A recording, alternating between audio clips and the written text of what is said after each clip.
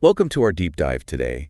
We're going to be tackling British imperialism Okay. in the late 19th and early 20th century. Yes. And you've given us quite a collection of material to dig through. Yes. We've got historical texts, biographies. We've even got some interesting cultural pieces like poetry and Wow. soap brands. Really? Soap brands? Yes, you read that right. Soap brands. Fascinating. It's a fantastic mix that really shows how much the empire was a part of everyday life Right. in Britain. Yeah. Not just some far-off concept. Exactly. And within all this, we have a story of a railway project with a devastating human cost, a prime minister who believed the empire was all about money. And yes, that's soap brand. Okay. That's like a little time capsule of the era. Right. By the time we're done, you'll have a solid grasp on this period and probably some new questions to think about. That's the goal, after all, to understand how the British Empire became so powerful. Right. And what ultimately led to its decline. Okay, so let's set the stage. We're in the late Victorian and Edwardian eras, a time when the British Empire was at its most expansive. Yes. And a name that keeps popping up in your sources is Joseph Chamberlain. Chamberlain is a key figure. As colonial secretary, he pushed this idea of constructive imperialism. Okay. He envisioned a United States of empire, believing that British rule, done right, would actually benefit the people under its control. It sounds almost noble at first glance. Yeah. But how did constructive imperialism actually play out? Was it really about helping the colonized, or was it just a different form of exploitation? That's where it gets tricky. Chamberlain was a man of action. Okay. He pushed for projects like the Ugandan Railway to connect the interior of Africa to the coast. Right. It sounds good on paper, improving infrastructure, opening up trade. Yeah. But the reality was much harsher. Oh. Over 2,000 Indian workers died during the railway's construction. Wow. And the impact on the Nandi people whose land was taken was devastating. That raises some serious questions about the true cost of constructive imperialism. Yes, it does. And it makes you wonder about the other figures Chamberlain supported, like Cecil Rhodes. Cecil Rhodes, arguably the most famous or infamous figure of the era. Right. Diamond magnate, Prime Minister of Cape Colony, a driving force behind expanding British control in Africa. He genuinely believed in British superiority, even saying he wanted to see a British Africa from Cairo to the Cape. And his actions certainly backed up his words, didn't they? They did. But reading through your sources, the historical view on him is pretty divided. It is. Some see him as a builder of empires, others as the architect of the apartheid system that would come later. It's fascinating how differently people view him. Was he a product of his time or a particularly ruthless individual? That debate is still going strong today. It makes you wonder how figures like Rhodes viewed the people living in the lands they were taking over. Yeah. Were they truly seen as equals, or were they just obstacles in the path of progress? That's a question that echoes throughout the history of imperialism. Right. And to understand that mindset, Yeah. we need to look at other key figures who helped shape the empire men, like Evelyn Baring, Alfred Milner, and George Curzon. Right. Each of them wielded immense power and left a lasting mark, Right. though not always a positive one. So let's start with Baring. Okay. He was basically the ruler of Egypt for decades, right? Yes, but his rule is full of contradictions. He considered himself a moral reformer, believing he was bringing Christian morality to Egypt. Yet he often dismissed Egyptian culture and traditions, seeing them as inferior. That paternalistic attitude, that sense of knowing what's best for others, Yeah, seems to have been common among imperialists. absolutely. And it's a key theme we see again and again. Baring, for all his talk of reform, Right. also wanted to strengthen British control over Egypt. Okay. He focused on things like reforming the Egyptian army and boosting the country's economy, Right. but always with the aim of securing British interests. It's striking how this belief in British superiority runs through so many of these stories. It's almost like they couldn't imagine another way of doing things. That's a really important point. This wasn't just about conquest and resources. It was about exporting an entire way of life, a whole system of values. And what about Alfred Milner? He seems to have been particularly invested in that idea of spreading Britishness. You mentioned he was sent to South Africa after the Boer War. Yes, Milner was a true believer in British exceptionalism. He was convinced that British culture and governance were the best in the world, Right. and saw it as his duty to instill that in South Africa. Go on. He poured resources into education and encouraged British settlement, all with the goal of anglicizing the region. That sounds like a recipe for conflict, Yeah. especially after a war as brutal as the Boer War. It certainly created tension. Milner's views on race were also, by today's standards, deeply problematic. Oh, He saw the British as a superior race destined to rule, which laid the groundwork for the segregation and discrimination that would define South Africa for decades to come. it's disturbing to see how these ideas, which might seem unthinkable today, Yeah. were so widely accepted at the time. It's a stark reminder of how much our values and perspectives have changed. But it's also crucial to understand these historical contexts to see how they shape the world we live in today. Okay, so we have Bering in Egypt, Milner in South Africa, shaping these regions in a very British image. And then there's George Curzon in India. From what I've read, he was an incredibly ambitious viceroy. Curzon is fascinating. He was brilliant and driven, obsessed with efficiency and order. He wanted to secure India's borders, reform the administration, and leave a lasting mark on the country.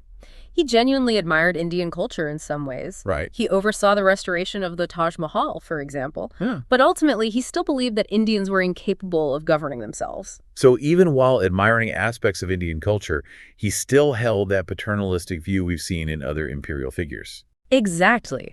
And this contradiction played out in his policies. He pushed for modernization and reforms, but often with little regard for the needs and desires of the Indian people. Right. This approach, though perhaps well-intentioned in his mind, actually fueled resentment and ultimately contributed to the growing movement for independence in India.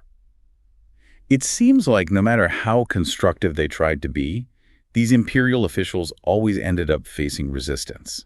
It makes you wonder if it was even possible to create an empire based on anything other than force and control. That's a powerful question, and I think it gets to the heart of the dilemma of empire. Yeah.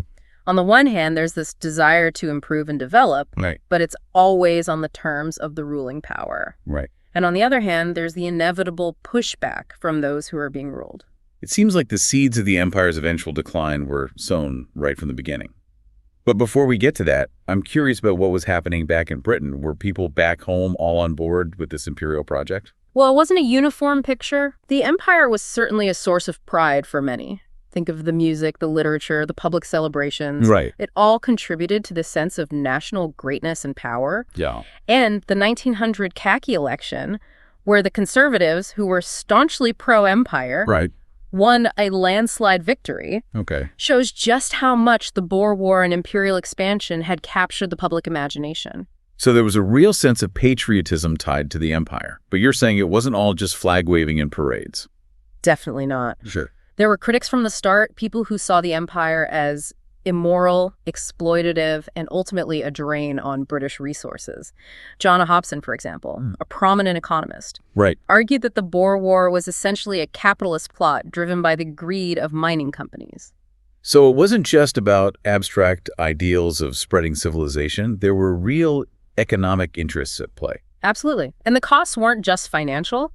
Emily Hobhouse, a British welfare worker, Okay. exposed the horrific conditions in the concentration camps where Boer civilians were being held during the war. Oh, wow. Her reports caused a public outcry and forced the government to address the humanitarian crisis. But the damage to Britain's reputation was done. Her story is a powerful reminder that even in the most celebrated moments of empire, there were always hidden costs and silenced voices. Precisely. Brilliant. And the Boer War itself, Right. despite being a British victory, Yeah. exposed serious flaws in the military and highlighted social problems back home. It led to this push for national efficiency. Yeah. Basically a drive to modernize Britain and make it more competitive. So this wasn't just about keeping up with the Joneses, so to speak. There was a real sense of urgency behind it. Absolutely. Yeah. Britain was facing growing competition from other industrialized nations like Germany, and there was a sense that they needed to get their act together if they wanted to maintain their global dominance. The national efficiency movement resulted in some important reforms like improvements to education, healthcare, Right. and even the founding of Imperial College. So in a way, the challenges of maintaining the empire forced Britain to confront its own internal problems. Exactly. And it's fascinating to see how this drive for efficiency played out in different areas of British life. Yeah. It wasn't just about military strength. Right. It was about improving society as a whole, Right. from the way children were educated to how workers were trained. I'm struck by this idea of the empire projecting an image of strength and power abroad while simultaneously grappling with these internal anxieties and the need for reform. It seems like a lot of contradictions to hold at once. That's the thing about history, isn't it? It's rarely a simple, straightforward narrative. It's messy, full of contradictions, and often driven by forces that people at the time may not even fully understand. It really does make you think about how much we tend to oversimplify the past. We talk about the British Empire as this monolithic thing. Right. But it sounds like it was a lot more complicated than that. It was a system with so many moving parts, so many competing interests and perspectives. And one of the most interesting things to me is how those different perspectives played out back in Britain. Right. We've talked about the critics, people like Hobson and Hobhouse, who were speaking out against the empire. But there must have been plenty of people who supported it, right? Oh, absolutely. What were their arguments? For many Britons, the empire was a source of immense pride. Okay. It represented global power, economic prosperity, and even a sense of moral duty. They saw Britain as a beacon of civilization, bringing progress and enlightenment to the rest of the world. So that idea of the civilizing mission? Yes. That was a powerful motivator. Very much so. They believed they were spreading Christianity, education, and modern technology to less developed regions. Of course, as we've discussed, this often went hand in hand with a paternalistic attitude. Right. A belief that they knew what was best for the people they were ruling. It's that contradiction again. Good intentions mixed with a sense of superiority. It seems like they couldn't quite escape that. It's a tension that runs throughout the history of empire.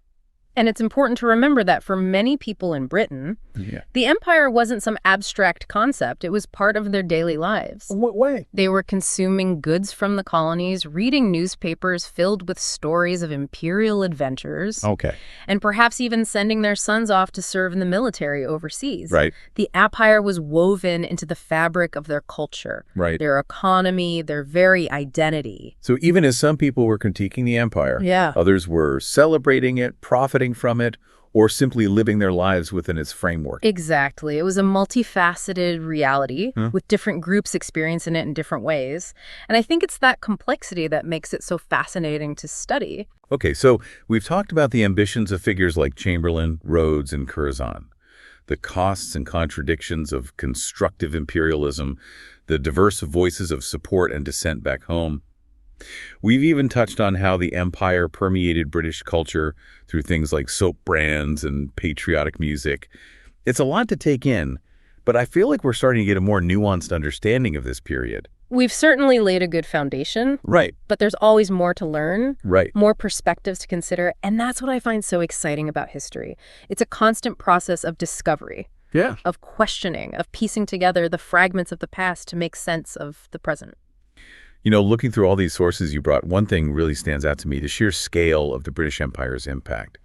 We're talking about a system that shaped the lives of millions of people across the globe, and its legacy continues to be felt today. Absolutely. From the languages we speak to the borders that define nations. Right. From the political systems we inherit to the economic disparities that persist, the echoes of the empire are everywhere. So as we wrap up this deep dive, I keep coming back to this question of legacy. How do we grapple with such a complex and often troubling past? It's a question that every generation has to answer for itself. Right. There are no easy solutions, no simple pronouncements.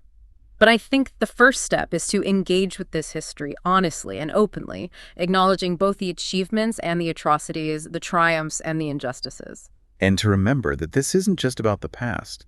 It's about understanding the forces that have shaped the world we live in today. Absolutely. And using that knowledge to build a more just and equitable future. Exactly. We can't change history, but we can learn from it. Yeah. We can use it to inform our present and guide our actions as we move forward. I think that's a powerful message to end on.